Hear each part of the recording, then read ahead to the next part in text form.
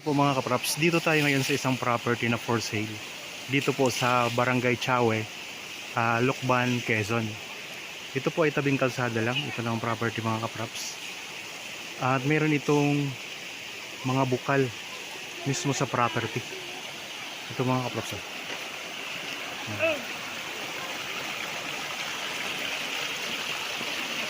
Tabing kalsada lang po siya. Ito yung frontage. So maraming tao ngayon dito kasi may mga naliligo, tapos may naglalaba din po mga kaprops. Pero napakalinis po ng tubig niya. May mga kawayan po na tanim. Yan, kasama po ito sa property mga kaprops. Itong frontage ito hanggang doon sa poste. Tingnan natin ang bukal. So ang ganda niya, napakalinis ng tubig.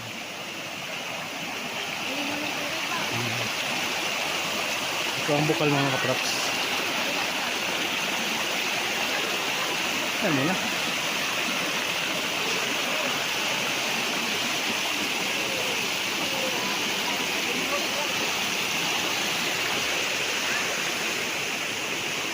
So, ito yung bukal mga kaprops. Ang linaw niya.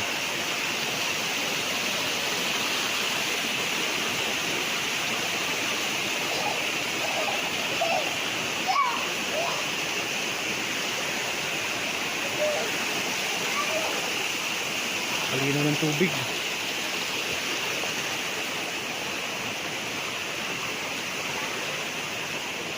Ayan o. Ayan ang bukal mga kaprops. Tapos dito meron din siyang bukal. Sarap maligo dito. Kasi yun lang ang kalsada. Hanggang dyan ang boundary nito. Kasama po ito mga kaprops. Sako po itong property. Ng property. So wala na kayong problema dito sa tubig. Tapos meron din ditong access ng kuryente. Ayan mga kaprops. So kung kayo po ay naghahanap ng property na mayroong bukal mismo sa loob, so pwede ko namin itong i-offer sa inyo mga kaprops. Ayan. Dito po ito sa Barangay Chawe, Lucban, Quezon. Ganda eh. Tabing kalsada lang.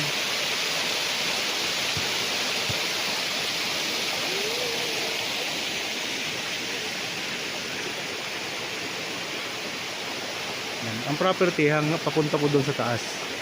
Pataas po siya. Kasama po yan sa property. So, pwede ipasok syempre ang kasasakyan dito kasi tabing kalsada lang siya. Puntahan natin mga kaprops yung iba pong part nitong property.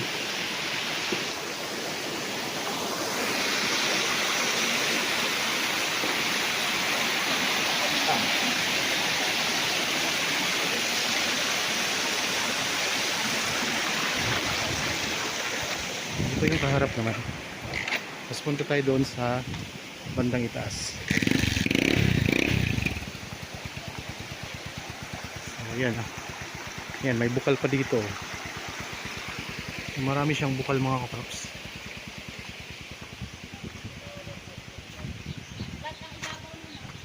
Ang direksyon na to ay papunta po sa main road, sa National Highway.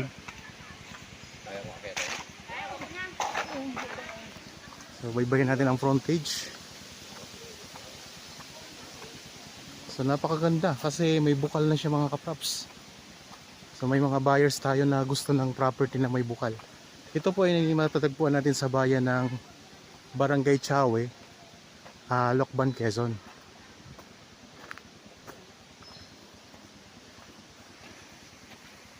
Ito ay barangay road na mga kaprops. Malawak po siya na barangay road.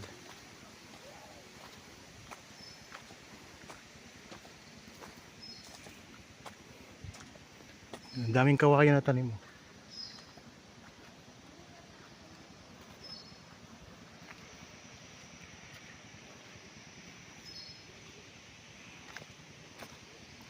Ang Lucban mga kaprops ay kilala po sa sikat na kamay ni Jesus. Yung yung banal na lugar na maraming pumapasyal na mga turista mga kapraps. Kamay ni Jesus mga kapraps.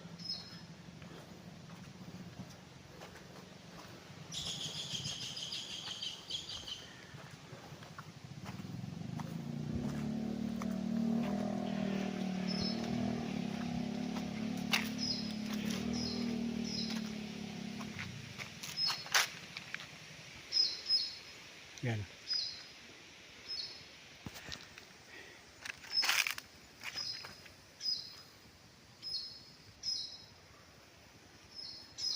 May mga tanim din ito ng mga puno ng niyog. Tapos may mga iba pang mga punong kahoy. Daming mga kawayan.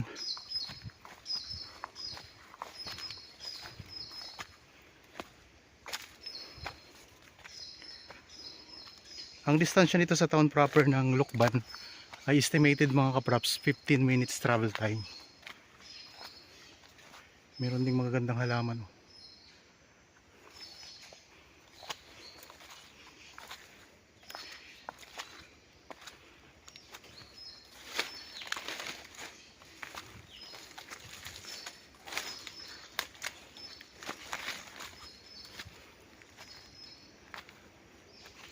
Dito tayo ngayon sa may itaas na part ng lupa. Bali ang sukat pala nito ay nasa 1.8 hectares. Kasi dalawang titulo ito. Ang isa po ay nasa 3,300 mahigit square meters. At ang isa naman po ay nasa 1.4 o nasa 14,500 square meters. Ang isang titulo nito. Mga niyog. Daming mga puno ng niyog. Tapos ang bukal nandyan po. Galing tayo dun kanina sa may baba lang nito. Nandito kasi tayo ngayon sa may taas na bahagi ng property. Yan, kung sakaling nagustuhan nyo po, naghahanap kayo ng property na mayroong bukal na nasakop, pwede nyo po itong tingnan. Kung sakaling magpa-schedule kayo sa amin ng actual viewing, kontakin lang po kami sa mga contact details na nandyan po sa inyong mga screen. Meron po tayong Viber, cellphone number at saka Facebook Messenger. Dito ang daming mga tanim na mga punong kahoy na malalaki mga kapraps. So may part ng lupa na pa-slope po ito dito.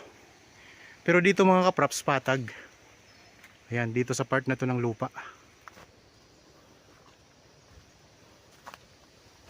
Mas maganda po kung sakaling nagustuhan nyo at gusto nyo tingnan, mas maganda na puntahan nyo po, tingnan nyo ng personal itong property. Ang distansya nito sa Manila ay nasa 3 hours mga kapraps. Estimated 3 hours na biyahe. Bali boundary lang din po kasi ito ng Laguna. Ang katabi nitong bayan ng Laguna ay Mahayhay, itong Lukban, Quezon. So masarap din dito ang pansit Lukban mga kapraps. Pwede kayong mamasyal sa Kamay ni Jesus. Tapos kakain kayo ng pansit Lukban.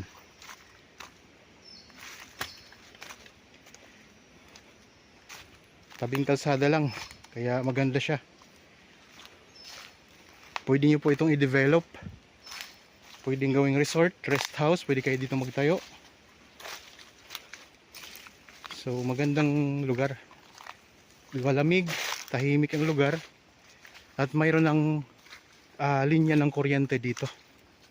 So sa source naman ng tubig walang problema. Kasi mayroon ng bukal na sakop itong property. Daming mga kawayan, no? Ikot ko lang po ang camera mga kapraps, ha.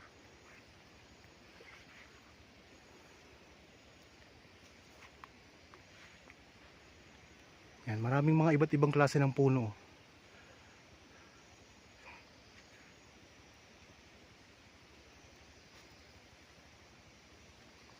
So accessible na accessible ito kasi tabing kalsada.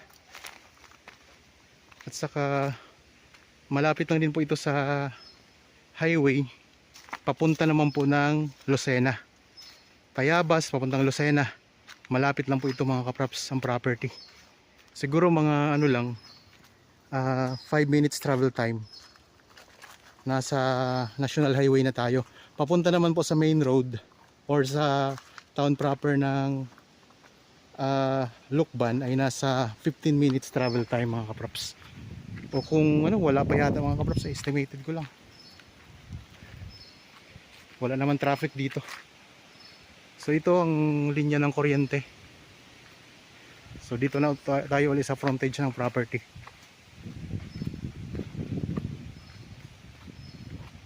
Isa itong farmland, agricultural land sa bayan po ng Lukban, Quezon. Sako po siya ng Barangay Chawe.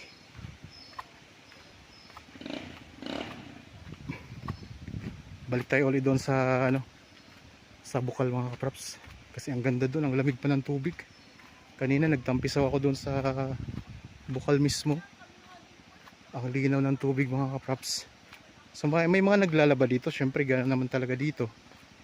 May mga ano, ang tubig naman ay running water naman yan mga kapraps. Kung sakaling mabili niyo naman po yan, pwede yang maging private na. Kasi inyo na po yan mga kapraps, mabili niyo na eh. Tapos ang agos ng tubig, pwede naman nilang mapakinabangan mula doon sa inyong property.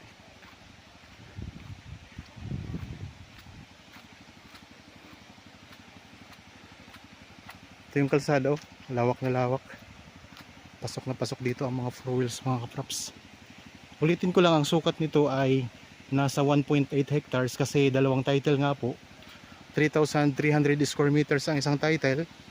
Tapos ang isang title naman po ay 14,500 square meters mahigit. Kaya kung totalin natin, halos aabot siya ng 1.8 hectares. So ang pinakamaganda talaga dito, itong bukal na sakop ng property. At tabing kalsada lang siya.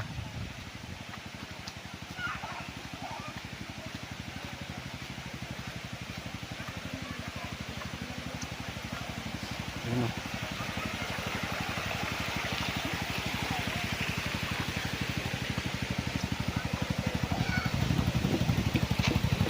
Hindi lang tayo ulit sa bukal mga katraps.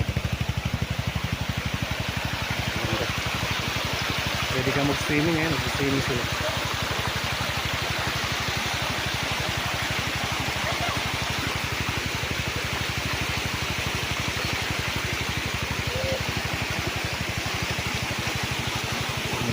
Naliligo dito.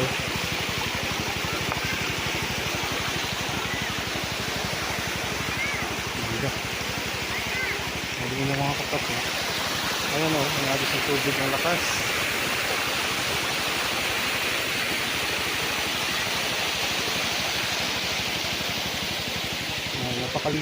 Napakalinaw ng tubig mga kapraps. Yan, galing tayo doon kanina sa taas. So yun, doon may bukal doon, may bukal dito. So may rami pa ito, may mga bukal pa ito sa di lang natin nakikita ang iba. Ayan, so kung nagustuhan niyo po itong property, pwede kayong bumisita dito mga kapraps. Magpa-schedule lang sa amin. Okay, sana po ay nagustuhan nyo itong property na in-offer ko sa inyo. Para po sa mga bago pa lang sa aking channel at napadaan lang dito sa aking channel, huwag nyo pong kalimutang mag-subscribe at pindutin na rin po ang notification bell para maging updated kayo sa mga bagong property na i-offer namin. Maraming salamat po, lagi tayong mag-ingat at God bless po sa ating lahat mga kapraps.